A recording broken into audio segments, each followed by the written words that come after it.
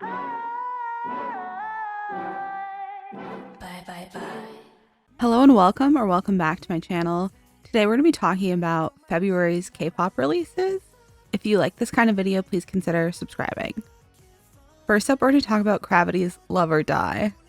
I thought it was bland, dated boy group music, pop punk, but like barely. TXT did it better, and it reminded me of like boy band K-pop Check Yes Juliet. It's hard to explain why that's not a good thing to me, but I guess it's just that it felt so unoriginal and uninspired that I had to give it a 4 out of 10. Next up, I want to talk about P1 Harmony. They're not a group I'm checking for nearly ever.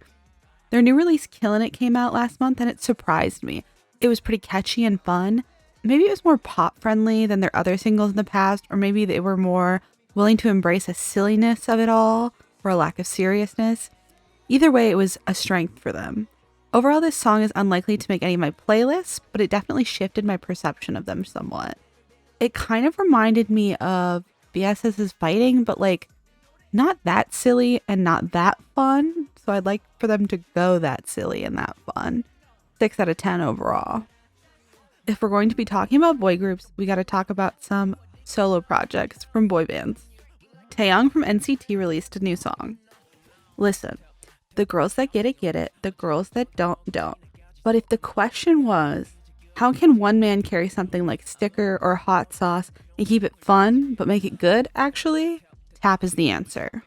No, I'm an unironic Sticker defender, so I'm sure this was no shock coming from me, but I really enjoyed this song.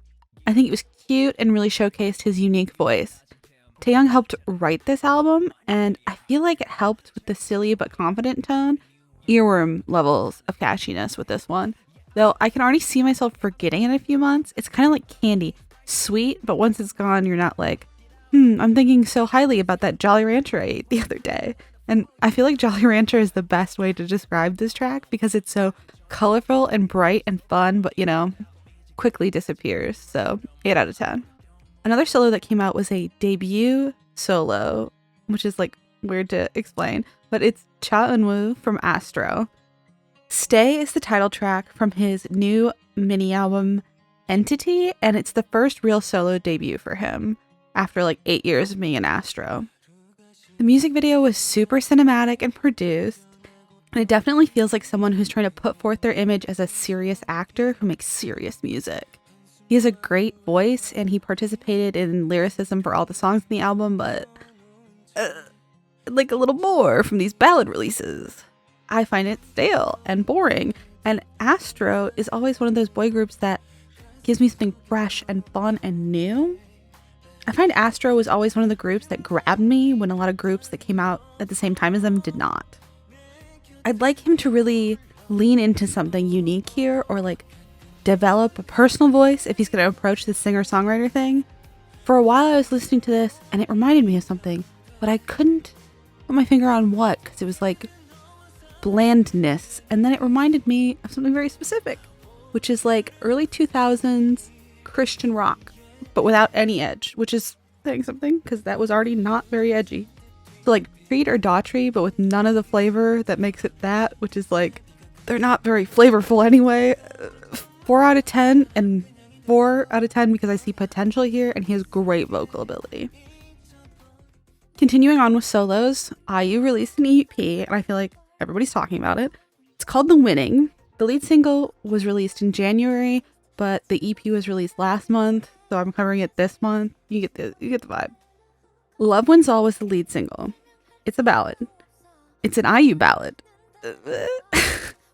It faced a lot of criticism, which was super weird because it's just inoffensive as a song, in my opinion. People called it ableist and all this other stuff. It seemed like a lot of drama for the sake of drama.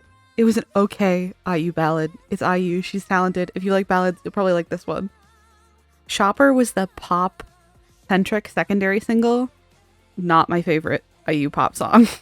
It's a Disney-style pop song. And I don't mean Disney Channel. I don't mean Itsy Sneakers. I mean, I see it getting paired with a Disney live-action movie, like a remake of Cinderella, or, that kind of vibe. It's fine. I liked it. I see its merit. It personally won't make it on any of my playlists, but I can see who it might be for. And for that reason, 7 out of 10. Next up, we have Bibi with Bamyeongang and Sugar Rush. If you have been able to avoid this song, I would be shocked. #1 in Korea on all the music charts, all the music shows, Perfect Doll Kill. It's everywhere. You cannot avoid this song. And it's very cutesy, and it's very saccharine, and it's very aegyo, and people like it for that reason. I personally don't think of it as music I would sit down and listen to. Sugar Rush is more like something I would sit down and listen to, but it's not one of her strongest singles. Overall, it's just fine. It's very trendy and it feeds that trend, and like that's admirable in its own way, especially because it feels like it was formulated to do well in the algorithm, which a lot of people try and do and fail to do because it's just not good enough. For that reason, 5 out of 10, but it's a strong 5. It's a high 5 out of 10. Now it's time to talk about Twice. Twice released an EP called With Youth. Little dash in there for some reason. It was okay. JYP is trying to push Twice hardcore to an international audience. It's working, but like in a weird way. I Got You, the English single, was not very good to me. It's boring, it's stale, it's generic pop music, and I don't think that's the reason people listen to K-pop. The Korean single One Spark is way better, and I see myself actually listening to it, and when it's on my For You page, I'm excited to see it, but I think Twice needs to slip out of this synth pop retro feeling because it's rapidly becoming dated and stale and repetitive. The B-sides on With Youth are vastly more interesting and of our current time.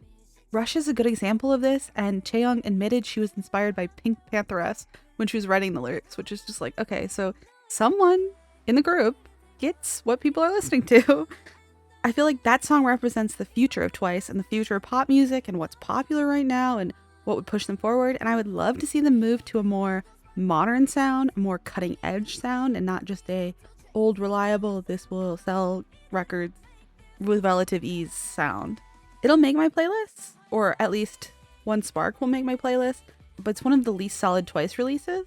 I'm a huge fan of Twice though, so when I say it's one of the least solid Twice releases, it's still at a 7 out of 10 for me. Now for probably the biggest release of February, Sserafim's Easy, and to go with it, the B-side Smart.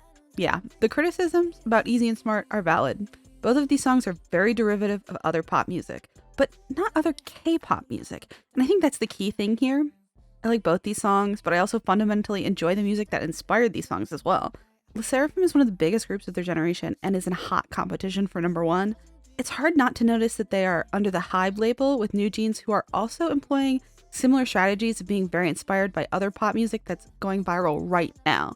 Again, pop music, not just K-pop music, to great success with their releases, including viral hits. Easy was pretty viral, and Smart is viral everywhere I see it. It's hard to rate this comeback, but to be honest, it's because I want to reward things that are new and exciting, but you know what? It's not like they invented Latin-inspired pop music with Anti-Fragile, and it's not like that's not somewhat going on with Smart here. And I liked both the songs. Sometimes it's okay to make good music with extremely evident influences. Think about 50/50 with Cupid. A lot of people were like, this is Doja Cat copy-paste, but it was super successful for them. A lot of people have been dogging on them for their singing ability in encores, which I feel like I have to mention. I would like to see this improve for the group. But guess what? Twice? They didn't have great singing ability in encores either, and they're not any less iconic or valued as K-pop artists. I didn't find it bad enough to dock their score, and for this reason, 9 out of 10. Thanks so much for watching. If you like this kind of video or you want to see more from me, please consider subscribing. I'll be trying to do these every single month this year.